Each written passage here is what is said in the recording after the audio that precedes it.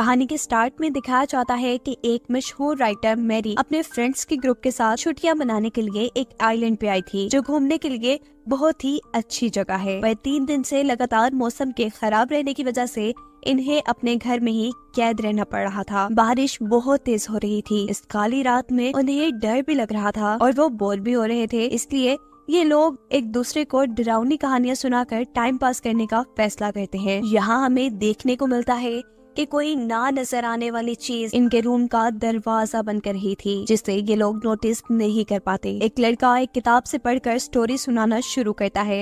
ये लोग स्टोरी में इतने गुम हो जाते हैं कि अचानक होने वाली दरवाजे पर नॉक इन्हें बुरी तरह डरा देती है। ये सब लोग मिलकर चेक करने का डिसाइड करते हैं और दरवाजा खोलने पर वहाँ डॉक्टर हु के साथ उसकी टीम थी। डॉक्टर हु एक टाइम ट्रेवलर थी जो फ्यूचर से पास्ट में आकर वहाँ होने वाली गलत चीजों को ठीक करती थी, ताकि गलत चीजों का असर फ्यूचर पे न हो, जिस काम के लिए वो अपनी टाइम मशीन का इस्तेमाल करती थी। यहाँ डॉक्टर हु एक खाली कागज दिखाकर अपने आप को एक कंपनी की एम्प्लॉय बताती है और कहती है कि हम यहाँ से गुजर रहे थे, पर करीब ही हमारी गाड़ी खराब हो गई। मौसम भी इतना खराब है, इसलिए हमें यहाँ आना पड़ा। ये लोग डॉक्टर हु और उसकी टीम को घर आने की इजाजत दे देते हैं। डॉक्टर हु अपनी टीम को उनका ये घर दिखा रही है। वो अपनी टीम से कहती है कि मैं तुम्हें बहुत ही स्पेशल टाइम में लेकर आई हूँ। ये वो टाइम और वो घर है जहाँ से राइटर मैरी को अपने मशहूर नॉवल लिखने का आइडिया मिला था। वो अपनी टीम को वार्न भी करती है कि गलती से भी कोई यहाँ पर मैरी के लिखे हुए नॉवल का नाम न ले, क्योंकि अभी तक वो नॉवल लिखा नहीं गया और मैरी उस नॉवल के बारे में खुद भी नहीं जानती। जब ये लोग मैरी के रूम में जाती है तो देखती है कि अब मैरी और मैरी के साथ ही एक दूसरे को कहानियाँ सुनाना बंद कर चुके हैं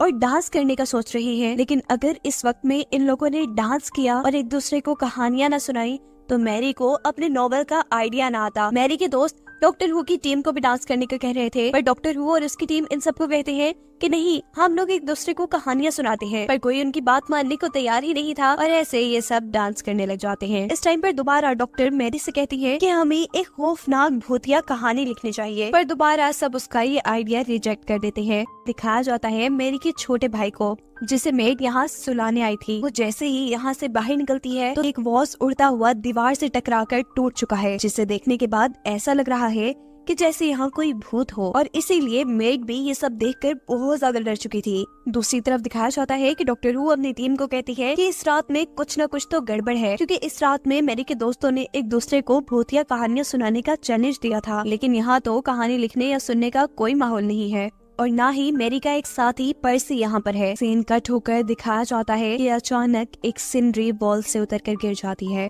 और उस सिनरी को फाड़कर एक इंसानी ढांचे का हाथ बाहर निकलकर चलना शुरू कर देता है। यहाँ डॉक्टर हु का एक साथी जो वॉशरूम ढूंढ रहा था, वो 3 मर्तबा लॉबी से गुजर चुका था। वो जब पहली मर्तबा लॉबी से गुजरता है तो अचानक उसके पीछे बिजली के चमकने पर हमें एक लड़की दिखाई देती है और कुछ ही पल गुजरने पर वो गायब भी हो चुकी थी। ये आदमी दूसरी और फिर तीसरी मर्तबा लॉबी से गुजरता है। ऐसा वो जानबूझकर नहीं कर रहा था, उसे खुद समझ नहीं आ रहा था कि वो बार बार लॉबी में कैसे आ रहा है। वो अब लॉबी से एक कमरे का दरवाजा खोलता है और दरवाजा बंद करने पर हम इस कमरे में एक बच्चे का साया देखते हैं। दूसरी तरफ डॉक्टर हु की एक साथी मैरी की दोस्त से बातें कर रही थी तो अचानक उनको भी आसमानी बिजली की चमक में खिड़की के पास कोई खड़ा नजर आता है, जिसका साया चंद सेकंड बाद ही गायब हो चुका था और ये देखकर वो लड़की भी डर जाती है। दूसरी तरफ डॉक्टर हु मैरी के एक दूसरे साथी से पर्सी के बारे में पूछती है, जिसका यहाँ होना बहुत ज्यादा जरूरी था, और ये लड़का डॉक्टर हु की बात काटते हुए उनसे पूछता है कि अभी मेरा एक आदमी बाहर तुम्हारी खराब हुई गाड़ी देखने के लिए गया था, लेकिन उसे तो बाहर कुछ नहीं मिला। सच सच बताओ कि तुम यहाँ किस मकसद से आई हो और कहाँ से आई हो। डॉक्टर हु जवाब देती है, मैं तो यहाँ ऐसे ही आ गई थी, लेकिन अब मुझे फील हो रहा है कि यहाँ पर कोई बहुत ही नेगेटिव या इवल फोर्स है। ये लोग अभी बात ही कर रहे थे कि दूसरी तरफ हमें दिखाया जाता है कि बाकी सब लोग जिस रूम के अंदर हैं, उस रूम का दरवाजा खुलने पर अचानक वही इंसानी स्केलेटन का हाथ इनके कमरे के अंदर आ जाता है, जिसे देखकर ये सब लोग डर जाते हैं और वो हाथ अचानक उड़कर उनके एक साथी पर हमला भी कर देता है। इस लड़की की जान बचाने के लिए एक बंदा उस हाथ को उसके गले से उतारता है और दूसरा आदमी पास रखी उस ट्रे से उस हाथ को ही तोड़ देता है।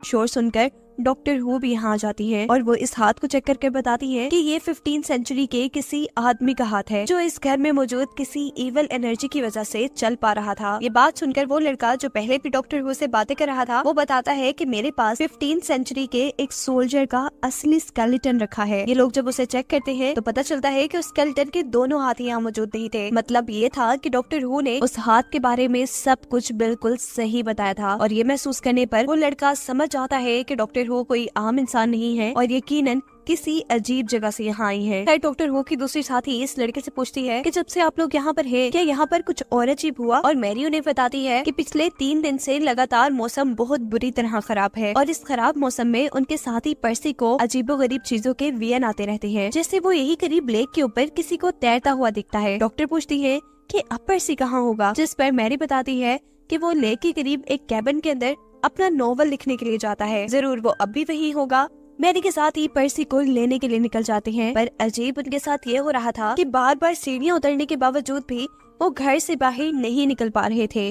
और दूसरी तरफ डॉक्टर हु जो इस घर में किसी इवल एनर्जी के होने की वजह से अच्छी तरह सोच नहीं पा रही थी, वो भी जब घर से बाहर जाने का फैसला करती है तो वो अपने रूम के दरवाजे से बाहर जाकर बार बार उसी रूम में आ रही थी। यानी ये घर एक भूल भुलैया जैसा बन गया था। और डॉक्टर हु का एक और साथी जो दूसरे कमरे में बैठा हुआ था, अचानक उसे इस घर के अंदर वही औरत और बच्ची नजर आती है जिनकी झलक हम मूवी में पहले भी देख चुके हैं। इस आदमी को ये दोनों यहाँ की मेड लगती है, इसलिए वो उनके ऊपर ज्यादा ध्यान नहीं देता। यहाँ मैरी का छोटा भाई भी जोर जोर से रोने लगा था और मेड जब उसके पास जाती है तो खिड़की के बाहर उसे एक अजीब ब्लू लाइट नजर आती है। खैर दूसरी तरफ जब इन सब लोगों को ये महसूस होता है कि ये अजीब भूल भुलैया में फंस गए हैं, तो ये एक दूसरे को आवाज देकर अपने फंसने के बारे में बताते हैं। डॉक्टर हु के जिस साथी को पहले जो 2 लड़कियां नजर आई थी, वो दोबारा उन 2 लड़कियों की झलक देखता है।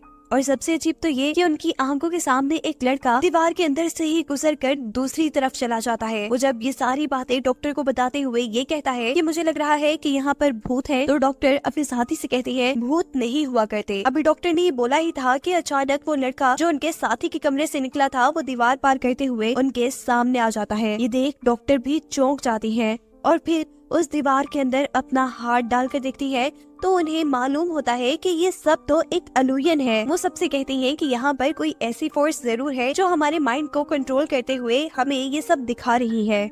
इसको ठीक करने के लिए सब अपनी आंखें बंद कर लें और अपने जहन में से यहाँ पर चलने वाला सब कुछ निकाल दें, ऐसे आप इस इल्यूजन से बाहर आ जाएंगे। सभी लोग ऐसा करना शुरू करते हैं। मैरी आंखें बंद करके अंधे लोगों की तरह चीजों को महसूस करते हुए सबसे पहले अपने छोटे भाई के रूम के अंदर जाती है, लेकिन वहाँ जाने पर वो देखती है कि कॉट में उसके छोटे भाई की जगह एक इंसानी ढांचा पड़ा था। ये देखकर वो जोर से चीख मारती है। चीख सुनकर सब उसके पास आ जाते हैं। डॉक्टर का मानना था कि यहाँ कोई भूत वूत नहीं है, कोई सिक्योरिटी सिस्टम इन सभी चीजों को कंट्रोल करते हुए ये सब कर रहा है। यहाँ कुछ तो ऐसा है जिसे छुपाने के लिए सिक्योरिटी सिस्टम लगाया गया है। अभी वो बातें ही कर रहे थे कि अचानक उनको खिड़की से बाहर कोई खड़ा दिखाई देता है जिसके जिस्म से रोशनी निकल रही थी। जहाँ सब इसे देखकर हैरान हो रहे थे, वहीं डॉक्टर हु सबको बताती है कि ये कोई टाइम ट्रैवलर है जो इनकी बातों के दौरान ही इनके घर के अंदर भी आ जाता है। ये साइबॉर्ग था जिसको अंदर रूम में आने से रोकने के लिए डॉक्टर दरवाजा बंद कर देती है और सबको बताती है कि इंसानी जिस्म में रोबोट के पार्ट्स लगा देने से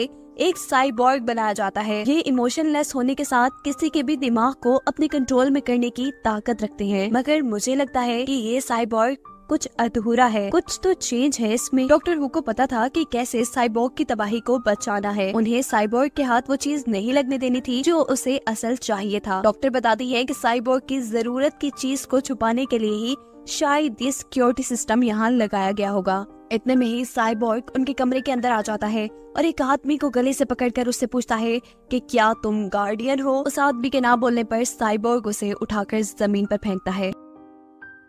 यहाँ अब सभी लोगों को छोटे बच्चे की रोने की आवाजें आती हैं।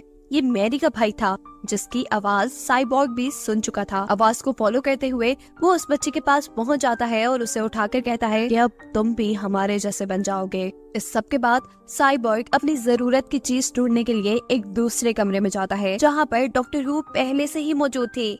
वो साइबोर्ग से पूछती है, बताओ तुम्हें क्या चाहिए, क्या पता मैं तुम्हारी मदद कर दूं। उसे देखकर साइबोर्ग कहता है कि मैं तुम्हें इस जमाने में एक्सपेक्ट नहीं कर रहा था, मतलब ये बहुत पुराना जमाना है, तुम इस जमाने के नहीं हो। जिस पर डॉक्टर हु कहती है कि तुम भी तो सबसे अलग हो, बताओ तुम्हें अभी तक पूरा क्यों नहीं किया गया। ये सुनते ही वो साइबोर्ग गुस्से में आ जाता है और डॉक्टर को मारने ही वाला था, तो डॉक्टर उसे रोक कर कहती है, मुझे बताओ तो सही, हम दोनों मिलकर उस चीज को ढूंढ लेंगे जिसकी तुम्हें जरूरत है। ये साइबोर्ग अब डॉक्टर हु को बताता है कि मैं साइबेरियन को लेने के लिए आया हूँ, जिसने यहाँ किसी इंसान की बॉडी पर कब्जा किया हुआ है, वो मेरा गार्डियन है। ये सब बताते हुए उसने आसमानी बिजली के जरिए अपने आप को चार्ज भी कर लिया था। जबकि दूसरी तरफ हम डॉक्टर हु और बाकी लोगों को देखते हैं कि वो एक ऐसे कमरे में आए हैं जहाँ की दीवारों पे भी कुछ न कुछ लिखा हुआ है। मैरी कहती है कि ये सारा काम पर्सी का होगा, जिसे अभी तक हमने मूवी में नहीं देखा, और वो इन्हीं का एक साथी है। ये लोग पर्सी को ढूंढते ढूंढते बेसमेंट के अंदर आ जाते हैं, जहाँ पर्सी इन सब लोगों को बता रहा था कि वो साइबोर्ग मेरे ही पीछे आया है, असल में मैं ही उसका गार्डियन हूँ। दूसरी तरफ डॉक्टर हु भी साइबोर्ग को ये कहकर वहाँ से भाग आई थी कि मैं तुम्हारे गार्डियन को ढूंढती हूँ। वो भी अब बेसमेंट में पर्सी के पास पहुँचती है। उसके पीछे पीछे साइबोर्ग भी यही बेसमेंट में आ जाता है और पर्सी एक लम्हे में ही उसे वापस ऊपर भेज देता है। इसका मतलब है कि पर्सी साइबोर्ग को कंट्रोल कर पा रहा है। ऐसा क्यों हो रहा है, ये जानने के लिए डॉक्टर हु उसके सर के ऊपर हाथ रखती है और उसका दिमाग पढ़ते हुए देखती है कि एक दिन जब पर्सी लेक के किनारे बैठा हुआ था तो उसे लेक में एक चमकती हुई चीज नजर आई। पर्सी ने जैसे ही ये सिल्वर लावा जैसी चीज अपने हाथ में उठाई तो वो चीज पर्सी के अंदर चली गई। उस चीज ने पर्सी को पूरी तरह कंट्रोल कर लिया और पर्सी जैसे इनविजिबल यानी गायब हो गया। वो जब अपने घर वापस आया तो कोई उसे नहीं देख पा रहा था। उसने जब वाज को उठाकर दीवार पे मारा तो कोई भी उसे नहीं देख पाया, जहाँ मेड को लगा कि ये काम किसी जिन ने किया है। बिजली के चमकने पर अचानक कोई साया जब लोगों को नजर आता था तो वो भी पर्सी ही था। पर्सी बताता है कि जब से वो सिल्वर लावा मेरे अंदर है तब से मेरे ख्यालों में कुछ नंबर्स आ रहे थे जिन्हें मैंने दीवारों पे लिखना शुरू कर दिया, और साथ ही ये घर बार बार शेप शिफ्ट भी कर रहा था, यानी ये घर खुद से अपने आप को बदल रहा था, जिससे तंग आकर मैं यहाँ छुप गया। आखिर ये चमकता हुआ सिल्वर लावा ये साइबेरियन था क्या? डॉक्टर बताती है कि साइबेरियन एक हाईली एडवांस टेक्नोलॉजी है जिसके अंदर साइबोर्ग और एआई का सारा नॉलेज है, जो कि साइबोर्ग की बनाई हुई है। असल में साइबोर्ग मैन आगे चलकर फ्यूचर में इस दुनिया पर कब्जा करना चाहती है। पर्सी अपने अंदर के मौजूद साइबेरियन की मदद से इन्हें बताता है कि फ्यूचर में ये साइबोर्ग इस दुनिया पे कब्जा करके पूरी दुनिया को तबाह भी कर देंगे। अब क्योंकि साइबेरियन पर्सी से उसके दिमाग में बातें भी करने लगा था तो ये डॉक्टर समझ जाती है कि अगर थोड़ी सी भी देर और ये साइबेरियन पर्सी के अंदर रहा तो वो पर्सी को मार देगा। वो सभी चीजों को कंट्रोल कर सकता है। डॉक्टर बताती है कि किसी ने उसे साइबोर्ग मैन से चुरा कर हिस्ट्री में भेजा है ताकि फ्यूचर को बदला जा सके। उनकी इन्हीं बातों के दौरान यहाँ पर साइबोर्ग मैन भी आ जाता है, जिससे रोकने की ताकत अब इन लोगों में नहीं थी। डॉक्टर हु के साथ ही उन्हें बताते हैं कि अगर ये साइबोर्ग मैन इनके पास आ गया और उसने पर्सी के अंदर मौजूद साइबेरियन को ले लिया तो फ्यूचर में बहुत बड़ी तबाही हो सकती है। जिस पर डॉक्टर हु बताती है कि फिलहाल हमारा इन लोगों को बचाना जरूरी है। अगर पर्सी और ये लोग मर गए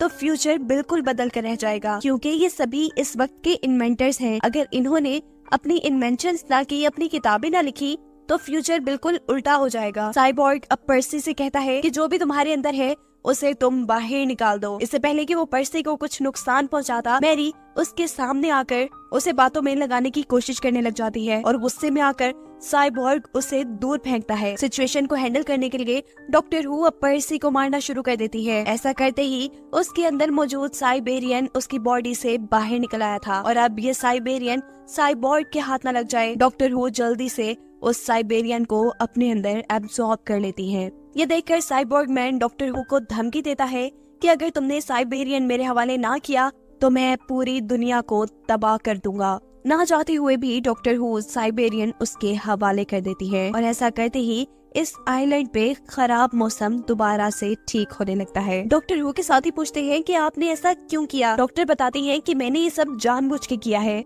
मैंने पर्सी की मौत दिखाकर साइबेरियन को धोखे से उसके दिमाग से बाहर निकाला और साइबोर्ग मैन को मैंने वो इसलिए दे दिया ताकि वो यहाँ कोई तबाही ना करे और उससे फ्यूचर भी चेंज ना हो। जबकि अब हम फ्यूचर में जाएंगे और साइबोर्ग को उनकी आर्मी बनाकर इस दुनिया को तबाह करने से रोकेंगे। और यहाँ डॉक्टर का साथी डॉक्टर से पूछता है कि चलो मान लिया कि यहाँ जितना भी कुछ अजीब हुआ वो साइबेरियन का क्रिएट किया गया था, लेकिन वो दो औरतें जो मैं बार बार देख रहा था वो कौन थी? और सारी बातों को सोचते हुए डॉक्टर को ये मानना पड़ जाता है कि इस दुनिया में भूत भी होते हैं। अब वो फ्यूचर में जाकर फ्यूचर को ठीक करना चाहती थी और यही सब दिखाते हुए ये कहानी यहाँ खत्म हो जाती है।